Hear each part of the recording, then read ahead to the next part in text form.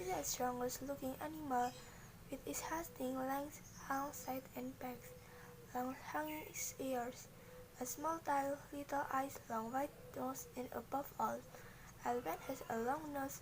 The trunk. An elephant is commonly seen in a zoo. It has hair found in its natural habitat. The trunk is the elephant's peculiar feature. This trunk has various uses. The elephant draws up water by its trunk and can squirt the water all over its body like a shower bath. The elephant's trunk also leaves and puts them into its mouth. In fact, the trunk serves the elephant as long arms and hands.